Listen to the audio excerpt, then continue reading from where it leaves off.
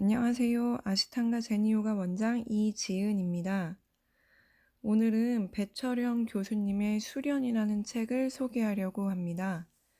배철영 교수님의 수련이라는 책을 통해서 아시탄가 요가 마이솔 수련이 단순한 신체 수련을 넘어 감각 수련이 되는 이유까지 살펴볼게요. 지난 편에 바가바들 기타와 더 해빙에 공통적으로 나타난 철학, 마음 훈련의 법칙에 대해 이야기했는데요. 바가바드 기타에 나타난 요가적인 삶이 무엇인지, 요가가 왜 직감과 감각을 키우는 것에 그렇게 집중했는지에 대해서 살펴보았습니다. 그리고 더 해빙이라는 책에서는 느끼는 것, 알아차리는 것, 그리고 흐름을 타는 것이 부와 행운을 끌어당기는 법칙임을 계속 강조하고 있음을 살펴보았어요. 그 과정에서 느끼는 것, 즉 육감에 대한 과학적인 근거를 들기 위해 고유수용 감각기와 내수용 감각에 대한 근막 해부학적인 이론을 참고 자료로 인용했었습니다. 그래서 잠깐 살펴보면 고유수용 감각기는 자신을 파악하는 것, 스스로를 느끼는 것이라고 정리했고, 그 고유수용 감각기가 분포되어 있는 조직이 인체의 근막이기 때문에 근막적으로 움직이는 신체 수련과 감각신경의 조화, 즉 집중과 몰입을 통한 감각신경의 조화를 통해 고유수용 감각기가 개발될 수 있다라는 것을 알아보았습니다. 자, 이렇게 느끼는 것, 감각, 육감에 대해 요가 철학적으로, 근막 해부학적으로 이야기하면서 제가 평소에 너무나 좋아하는 배철영 교수님의 수련이라는 책에서도 감각이라는 한 챕터를 통해 고유수용 감각기에 대해 이야기하고 있던 거를 떠올렸어요. 배철영 교수님은 하버드 대학교에서 인도 이란어 고전 문헌학을 전공으로 박사학위를 취득하신 후 서울대학교 정교학과 교수라는 것을 넘어서 매일 몸으로 직접 수련을 실천한 사람이 아니면 절대 쓸 수 없는 수련인으로서의 체험과 통찰력이 돋보이는 주옥 같은 문장들을 써주셨어요. 그분의 책이 그가 어떤 삶을 살아온 사람인지 여실히 말해주고 있습니다. 인도 문화의 영성적인 색채와 함께 수련에 대한 깊이 있는 애정과 고뇌, 그리고 고상하고 예의 바른 겸손함까지 겸비한 그분의 글솜씨에 반할 수밖에 없었습니다. 책의 첫 장부터 아주 매력적인 문장이 등장합니다. 수련이 가장 훌륭한 스승이다. 나는 위대한 나 자신을 흠모한다. 이 문장에서 벌써 수련을 오랫동안 해오신 분들이라면 감동이 훅 밀려옵니다. 이때 위대한 나 자신은 자만하거나 우월감을 느끼면서 남들보다 위대하다고 느끼는 것이 아닙니다. 이것은 같은 시간, 같은 공간, 한 선생님 아래에서 수년간 수련을 하면서 느껴진 자기 안으로 깊숙이 들어갈 때 만날 수 있는 감정일 거예요. 나를 만나고, 나를 이해하고, 나를 조절하여 나를 이겨내는 그 과정에서 내 안에 숨어있던 위대한 나를 스스로 발견하게 되는 것이고, 그를 발견함으로써 스스로 위대해짐을 느끼는 것입니다. 누구보다 위대한 것이 아니라 작고 소박하더라도 나 스스로 혼자 느끼는 자부심 또는 자기 확신감이라고 부를 수 있는 위대한 나 자신을 발견하게 되는 것이죠. 저도 우리 마이솔 학생들에게 그런 말을 자주 하는데, 나는 매일 수련하는 나 자신만을 믿는다. 나는 다른 아무것 믿을 수 있는 것도 없고 자랑할 것도 없다. 다만 매일 수련하는 나 자신만을 믿는다. 이 말을 많이 합니다. 실제로 정말 그렇고요. 계속 책을 읽어보면요. 바로 그 아랫줄에 자기 자신에게 위대한 사람은 남에게도 위대하기 때문이다. 나는 내가 되고 싶은 나를 향해 매일 조금씩 나아간다. 까르페는 바로 그 순간을 포착하는 능력이다. 까르페는 자신을 깊이 관찰하고 자신만의 초신성, 이때 초신성이라는 말은 보통 신성, 별빛보다 1만 배 이상의 빛을 내는 신성이라고 합니다. 큰 별이 지나는 단계 중에 하나로 급격한 폭발로 엄청나게 밝아진 뒤 점차 사라지는 것이라고 해요. 그러한 초신성을 관찰할 수 있는 예민한 정신의 수련자에게 주어지는 용기이다. 내가 나 자신을 위하지 않는다면 누가 나를 위할 것인가? 내가 나 자신을 위한 유일한 존재가 아니라면 나는 누구인가? 지금이 아니라면 언제란 말인가? 그리고 나서 다음 장에 이 내용을 한 번 더 강조하고 계십니다. 특히 문장 부호를 통해 교수님이 강조하고자 하는 부분을 더 귀에 쏙쏙 박히게 표현해 놓으셨는데요. 지금 이 순간을 포착하라. 느낌표. 더 늦기 전에. 마침표. 지금이 아니면 쉼표. 언제란 말인가. 물음표. 얼마나 강조하고 싶으셨는지가 문장 부호에서 드러납니다. 이 책은 지난 1년간의 나의 수련에 대한 기록이다. 감동적인 삶이 무엇인지 숙고하며 스스로에게 감동적인 나를 만들기 위해 훈련했던 날들의 고백이다. 나의 수련을 묵묵히 응원해준 도반, 최창원 부회장께 감사드린다. 그는 내가 어렴풋이 알던 수련의 중요성을 스스로의 정제된 행동으로 보여주는 사람이다. 그리고 그는 멀찍이서 나의 수련을 바라본다. 이제 나뿐만 아니라 독자들과도 그 소중한 도반의 우정을 나누고 싶다. 2018년 4월 배철현. 같이 수련하는 사람들을 도반이라고 부르는데 수련에 있어서 선생님도 굉장한 역할과 에너지를 담당하시지만 같은 시기에 같은 수련을 하는, 같은 경험을 하며 교감하는 도반의 역할과 에너지도 상당합니다. 도반 이야기도 하기 시작하면 끝이 없을 거예요. 배철현 교수님은 종교와 철학, 고대 문헌을 전공하고 형이상학을 사랑하는 형이상학자이시지만 동시에 육체의 수련도 성실히 수행하셨고 거기에서 얻은 많은 감성들을 이 책에 고스란히 담고 계신 것 같아요. 그래서 정말 읽는 내내 수련인으로서의 뭉클함을 주체할 수 없었던 책입니다. 아시탄가 요가 마이술 수련을 하는 분들은 물론이고 어느 분야든 수련을 하고 계신 분들이라면 정말 꼭 한번 읽어보시기를 추천합니다. 그럼 감각이라는 본격적인 주제로 들어가 보겠습니다. 감각, 과거라는 마취에서 깨어나기. 어떻게 해야 흘러가는 세월을 결정적인 순간으로 만들 수 있을까? 몸과 정신에서 요동치는 다양한 욕망과 생각들을 인식하고 무차별적으로 다가오는 주변의 사건들을 관조하는 기술이 있다. 바로 감각이다. 감각은 수련을 통해 자신과 주변을 오랫동안 관찰해 그 모든 것을 감지하는 능력이다. 우리가 어떤 사람을 감각이 있는 사람이라고 부른다면 그는 자신의 분야에서 일가를 이룬 자다. 우리는 대부분 과거라는 습관에 마취되어 있다. 습관은 새롭게 다가오는 지금을 볼 수 없게 만드는 눈 가리개이다. 이 부분에서 과거라는 습관, 그리고 그 습관이 눈을 가린다 라는 이 부분에서 요가 철학에서 자주 등장하는 삼스카라와 무지라는 용어가 떠오릅니다. 잠깐 삼스카라에 대해서 알아볼게요. 자, 삼스카라는 잠재의식의 활성체 또는 잠세력, 겉으로 드러나지 않는 세력이라는 뜻입니다. 의례라는 일반적인 의미에서 출생의례, 삭발식, 결혼식과 같은 모든 통과 의례를 나타내는 용어입니다. 그러나 요가에서는 심리적인 의미가 들어가서 의식적이든 무의식적이든 내적이든 외적이든 바람직한 것이든 바람직하지 않은 것이든 우리의 일상적인 경험들이 남긴 잠재의식 속에 지울 수 없는 흔적들이라는 의미를 갖게 되었습니다.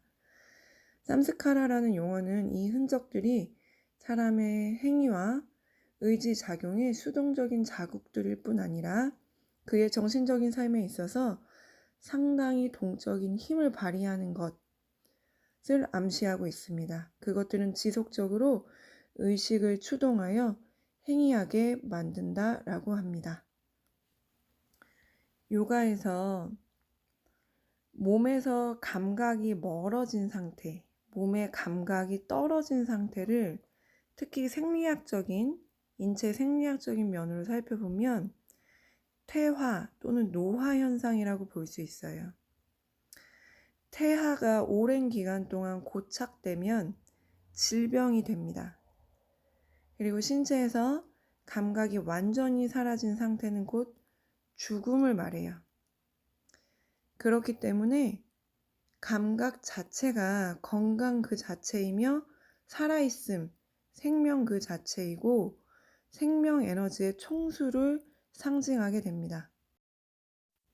자, 이거를 요가 철학적으로 바라보면 내 몸과 마음에서 감각이 멀어진 상태, 감각이 떨어진 상태는 즉 알아차리지 못하는 상태가 돼요. 자각이 없는 상태. 그거를 무지 또는 무명이라고 했습니다. 알미 없는 상태라는 뜻이죠. 그 무지와 무명이 모든 고통의 원인이 되고 그 무지로 인해서 삼스카라가 생긴다고 봐요. 삼스카라라는 것은 무의식적인 패턴을 반복해 잠재된 씨앗이, 잠재된 인상이 나한테 남아서 비슷한 상황이 반복될 때마다 같은 선택을 하면서 자기도 모르게 그 상황에 휩쓸리는 거예요. 그로 인해서 운명이라는 말, 팔자라는 말을 할 수 있고 말이나 마음이나 또는 아주 사소한 생활 습관 같은 거, 생각의 습관 같은 것도 삼스카라로 인해 이루어진다고 봅니다. 다시 앞부분의 내용으로 돌아가 보면 즉 과거라는 습관은 우리가 지금 살펴본 삼스카라라는 용어로 대신할 수 있을 거예요. 그리고 눈 가리개라는 말은 그 알아차리지 못하게 눈을 가리는 거니까 무지라는 용어로 대신할 수 있을 겁니다.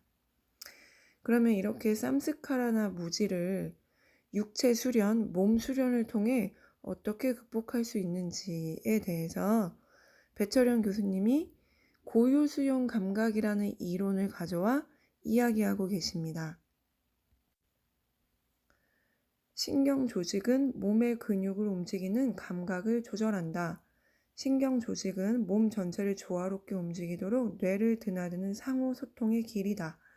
신경 조직에는 뇌로부터 신호를 전달받는 운동신경과 그 감각 신호를 뇌로 돌려보내는 감각신경이 있다. 오감 외에 또 다른 감각이 작동한다. 우리가 눈을 감거나 코를 만지거나 손을 흔들거나 혹은 공을 발로 차는 행위 시에 이 감각이 등장한다. 바로 고유수용 감각이다. 우리는 오감과 달리 이 6번째 감각을 쉽게 경험하지 못하기 때문에 특별한 경우를 제외하고는 잘 인식하지 못한다. 그러나 이 감각을 인식하지 못하고 방치하면 눈이나 귀가 머는 것보다 더 치명적인 병을 얻는다. 외수용 감각은 외부의 반응에 대한 신체 반응, 즉 오감을 통한 정보를 제공하는 감각이며 내수용 감각은 신체 내부, 특히 내장기, 장기의 상태와 변화로부터 오는 배고픔이나 고통 등의 감각이다. 고유수용 감각은 근육, 힘줄, 관절로부터 오는 움직임에 관한 정보다. 여기서 고유수용 감각에 대한 또 다른 참고 자료를 살짝 살펴보겠습니다. 감각에는 감각기, 눈, 코, 입, 귀, 피부로 들어온 외부 정보뿐만 아니라 자신에게 일어나고 있는 변화 상태를 지각하는 고유한 자신만의 감각이 있다. 이것을 고유수용 감각이라 하며 알렉산더 테크닉에서는 이를 육감이라고 부른다. 오감이 주로 외부 환경에 대한 감각들이라면 육감인 고유수용 감각은 그것에 끊임없이 반응하는 내적 상태를 전달한다. 건강한 내 몸 사용법 알렉산더 테크닉이라는 책에서 이렇게 밝히고 있습니다. 다음은 자세를 바꾸면 인생이 바뀐다라는 책에서 밝히고 있는데요. 고유수용 감각이라는 말은 서로 연결된 여러 신체 부분이 서로에게 보내는 정보와 신호를 느끼는 것이다. 이 작업은 내부 장기, 귓속, 관절과 근육의 수용체에 있는 다양한 감각 수용체들을 통해 이루어지며 이는 모두 뇌와 신경회로로 연결되어 있다. 고유수용 감각은 1906년 영국의 신경생물학자인 찰스 쉐링턴에 의해 발견되었으며 뉴런의 기능과 반사작용에 대한 연구로 그는 1932년 노벨 생리학상과 노벨 의학상을 수상했다. 쉐링턴은 알렉산더의 제자인 동시에 후원자였다 라고 밝히고 있네요. 다시 책으로 돌아와서 고유수용 감각은 사람마다 다르다. 수련을 통해 자신의 근육을 훈련시키면 그 근육은 점점 더 강인해지고 유연해진다. 누구나 수련 정도에 따라 고유한 근육 감각을 가질 수 있다. 근육은 운동을 통해 훈련하지 않으면 시간이 지나면서 점차 감각이 무뎌지고 급기야는 무감각해진다. 환각은 자신을 훈련하지 않은 사람들의 특징이다. 신체와 마찬가지로 정신적인 환각자도 있다. 자신에게 주어진 고유한 임무를 수련하지 않는 사람은 생각이라는 근육을 사용하지 않는다. 그는 점차 더 이상 자신에게 존재하지 않는 헛것을 추구하는 환각에 빠진다.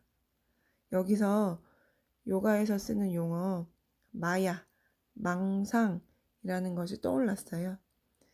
감각은 나 스스로 세상을 보려는 시선이다.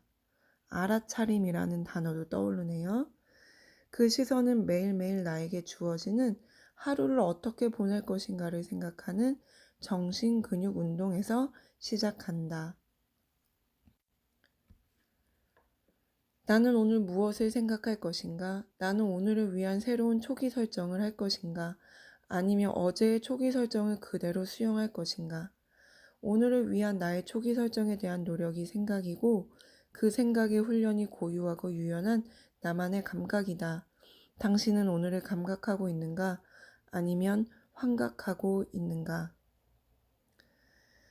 결국 신체 수련을 통해 고유수요 감각을 기르면 그것이 신경계와 뇌와 상호작용함으로써 정신근육 운동이 되고 환각이 아닌 감각으로 알아차리고 깨달으며 성장하는 매일매일 새로운 삶을 살아갈 수 있다고 말씀하시는 것 같습니다. 감각을 방치하지 마라. 환각에 빠진 채 무의식적으로 삶을 살아가지 마라. 감각을 통해 매일 새로운 세상을 스스로 열어가라. 그리고 그 중요한 감각을 기르기 위해 수련하라 라고 말씀하시는 거죠. 정말 100%, 200% 공감하고 동감하는 부분입니다. 감각을 방치해서 무지에 빠지면 자각하지 못하면 앞에서 밝힌 것처럼 몸도 마음도 건강하지 못하고 병들게 되니까요. 그리고 쌈스카라로 인해 지배받는 고통받는 삶이 됩니다.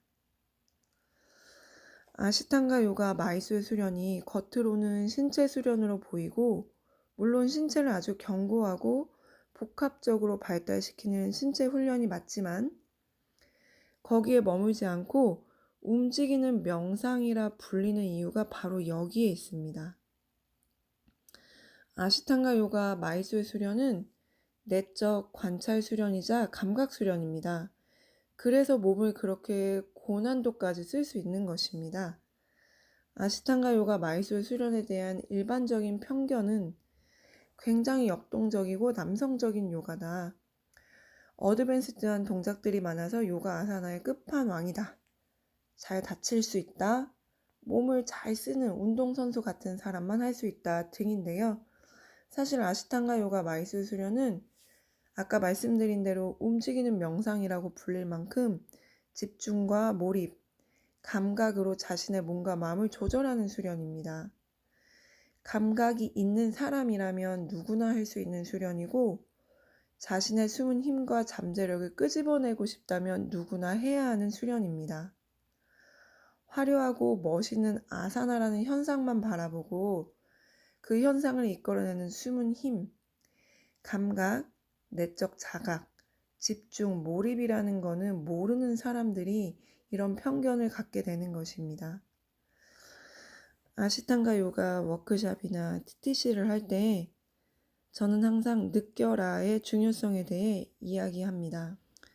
아시탄가 요가 비냐사 시스템을 지키고 그 전통을 고수하고 아사나를 정밀하게 세심하게 잘 느끼면서 수련하는 것도 중요하지만 그것에 담겨있는 감각의 중요성, 요가 철학의 중요성을 많이 강조합니다.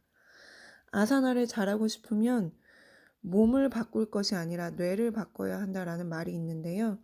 진짜 뇌를 바꾸라는 것이 아니라 자기 신경계를 개발하고 발전해서, 즉 의식을 상승시키고 확장시켜서 신체가 자연스럽게 따라올 수 있게 해야 한다는 것입니다. 자신이 느끼는 만큼 몸을 더 복합적으로 섬세하게 쓸 수 있습니다. 그렇게 발달한 자기 느낌, 감각, 신경계의 조절을 통해서 어드밴스드한 자세를 할 수 있게 되는 거예요. 앞에서 밝힌 고유 수용 감각이 그 과학적 근거라 하겠습니다. 수련인들이 단순히 신체만을 바라보고 나는 할 수 있겠다, 할 수 없겠다 라고 한계 짓는 것, 수련인들끼리도 누구는 아사나를 잘한다, 누구는 아사나를 잘 못한다 라고 판단하는 것을 볼 때마다 안타깝습니다. 현상을 넘어 본질을 꿰뚫어 보아야 하는 수련인들끼리도 아직 몸짓, 아사나라는 현상에 빠져 현상만을 논하고 있는 것이니까요. 그리고 아직도 아시탄가 요가 마이솔 수련이 신체적으로 어렵다는 편견을 가지신 분들께도 마이솔 수련은 단순히 서커스 같은 육체에 머무는 것이 아니라 감각을 빛나게 갈고 닦는 수련이라고 말하고 싶습니다. 아시탄가 요가 마이솔 수련을 하는 우리는 생명 에너지의 총수이자 우리 삶이 무지에 빠지지 않도록 이끌어주는 알아차림의 힘인 감각을 갈고 닦는 사람들입니다. 이 책을 읽으면서 저는 내가 왜 그렇게 수년간 매일 수련에 정진했던가를 다시 한번 생각하게 됐습니다. 국문과의 교사 출신으로 말과 글만 다루던 사람, 아토피 피부병과 천식으로 정상 생활을 할 수 없을 정도로 약한 사람이 하루아침에 몸을 다룬다는 것은, 게다가 몸을 다루는 전문가가 된다는 것은 엄청난 모험이었습니다. 주변에서 만류도 많이 했고 이해하지 못하는 친구나 지인들도 많았습니다. 그들은 요가 철학이나 요가 사상을 알지 못하니까 단순히 요가가 몸을 다루는 체조로 보이니까 그랬을 거라고 이해합니다. 그들이 보는 것처럼 요가 수련이 몸을 대상으로, 몸을 도구로 하기 때문에 처음에는 정말 말 그대로 뼈를 깎는, 내 뼈와 근육을 다 바꿔버리는 시간이었어요. 그러나 차츰 몸을 조절하는 법을 터득하면서 마음이 변하기 시작했고, 마음이 변하면서 제 삶과 운명도 변해가기 시작했습니다. 수련의 매일 정진한 세월과 노력은 절대 배신하지 않았고 건강과 만족과 행복으로 이끌어 주었어요. 몸은 힘들어도 매트 위에서 얻어지는 그 알아차리는 과정, 그 찰나의 감각의 깨달음이 너무 좋았습니다. 그 순간순간들이 타인에 대한 어떤 사랑보다도 안정감 있고 확신에 차오르면서 짜릿했던 것 같아요.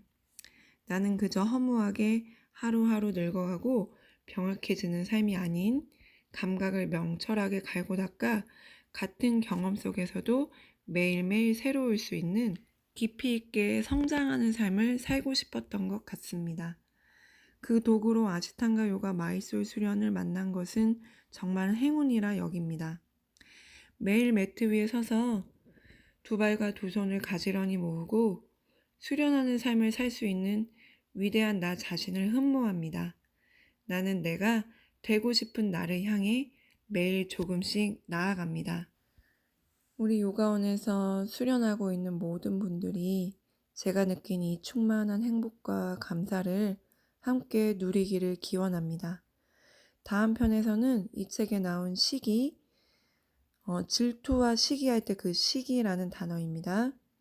그 시기를 배철영 교수님은 자기 자신에게 몰입하지 못하는 병이다 라고 이야기하셨는데요.